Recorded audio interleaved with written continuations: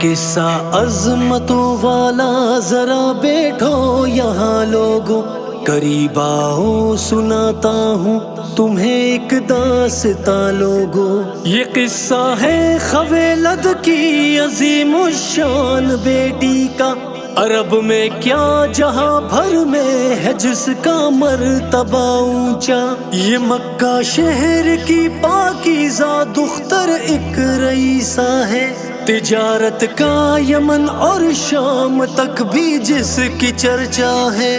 عرب اس کو بڑی عزت بڑا ہی مان دیتے ہیں، ہم ایسے بیٹے جس کی آبرو پر جان دیتے ہیں۔ ذہانت اور فطانت اور فصاحت اور بلاغت سب ملا تھا اس کو ورثے میں، تجارت اور رفعت سب۔ کہ ورقہ ابن نوفل جیسے عالم اس کے ماموں تھے، عرب بھر میں تجارت کے تھے اس کے قافلے جاتے۔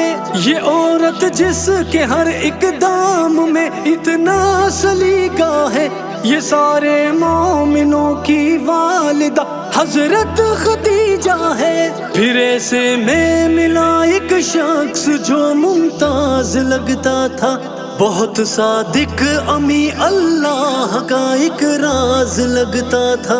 شرافت اس کی ایسی تھی کہ وہ سب کو ہی بھاتا تھا، اور اس کے ماتھے پر نور نبوت جگمگاتا تھا۔ وہ جس کی ہر ادا پر آسماں بھی واری جاتا تھا، وہ جس کا ایک تبسم ہر طرح کے غم مٹاتا تھا۔ اسے رب نے ختیجہ کا مقدر لکھ دیا لوگوں، زمانے بھر کی رحمت ایک پیمبر لکھ دیا لوگوں۔ یہ خاوند اور زوجہ سب سے اعلیٰ خانداں بن کر، مثالی بن کے ابھرے دوستو عالم کے نقشے پر۔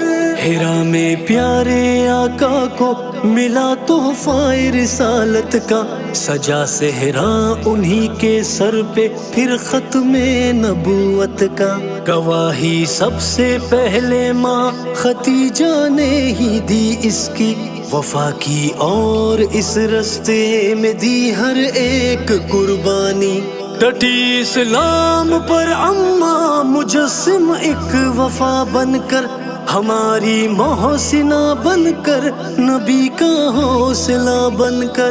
وہ تھی اسلام کی خاتون اول مومنوں کی ماں، وہ پہلی مسلمہ غم خوار آقا ان پہ واری جاں۔ شہ ہر دو سرا کے گھر کی ملکہ مالکہ ٹہری، نبی کی چاروں ہی شہزادیوں کی والدہ ٹہری۔ رہی 25 برسوں تک رسول اللہ کی ہمدم، نبی کی ہر خوشی ان کی خوشی، ہر غم بھی ساجا غم۔ کرے اس سے رسول اللہ کی الفت کا اندازہ، رہی جب تک وہ زندہ عقد ثانی ہی نہ فرمایا۔ ہوئی 64 برس جب عمر ان کی وقت آ پہنچا، یہ سن 10 نبوی تھا، رمضان تھا اور 11واں روزہ۔ رسول اللہ کے دکھ کی گھڑی تھی، بے قرار غم تھا کہ ہر مکی مسلمان غم زدہ تھا اور پرنم تھا۔